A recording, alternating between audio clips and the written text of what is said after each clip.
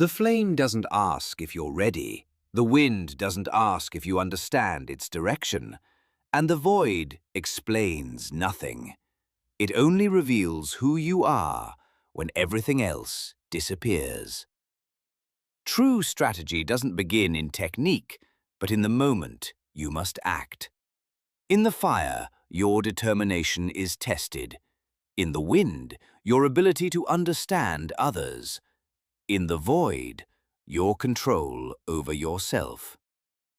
Here the fight is no longer preparation. Here begins true strength. The fire is the moment when there is no more thinking, only action. Musashi emphasizes that whoever controls the rhythm of the fight controls the outcome. You must not wait for the perfect moment indefinitely.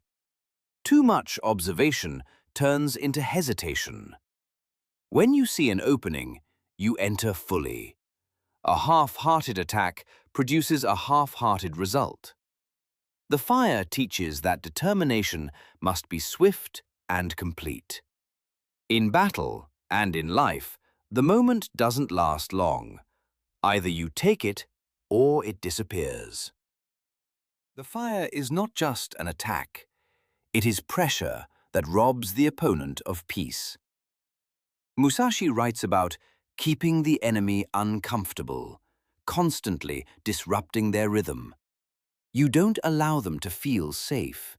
Sometimes, simply showing determination is enough to break half of their strength. Fear arises from uncertainty, and the fire creates exactly that. A strategist does not react to the opponent's strength. They impose their own tempo. When the other begins to doubt, you have already won. The wind symbolizes other schools, other styles, and other ways of thinking. It cannot be seen, but it is felt through what it moves. In this book, Musashi does not speak only about the techniques of other swordsmen, but about the mindset behind them. Many follow tradition without understanding, repeating movements without grasping the deeper principles. He warns that copying form without understanding the essence leads to weakness.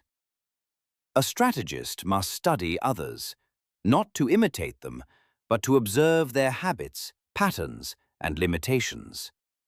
When you understand how someone thinks, you begin to anticipate their decisions. The wind teaches you breadth of perspective. You must not be closed off in your own style. One who knows only their own path is easily surprised. One who understands others' paths sees the bigger picture and stays a step ahead.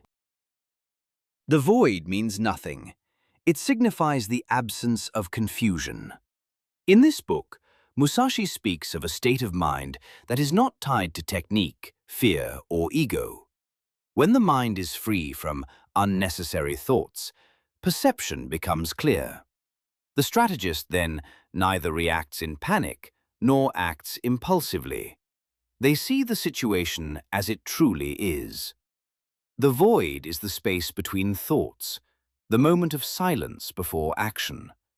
In that space, uncertainty disappears because there is no inner conflict. Musashi emphasizes that true understanding comes when you free yourself from attachment to victory or defeat. Then, action becomes natural, effortless. This is not passivity, but complete presence.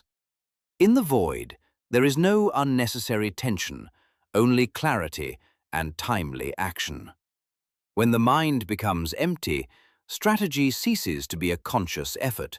It becomes instinct shaped by discipline. The earth teaches you the fundamentals. Without discipline and structure, there is no stability in battle or in life. The water teaches you adaptability. Rigidity breaks, flexibility endures. The fire teaches you determination. Opportunities do not wait, and hesitation weakens strength. The wind teaches you to understand others. Whoever sees others' patterns makes wiser decisions. The void teaches you inner silence. When the mind is free from fear and ego, perception becomes clearer.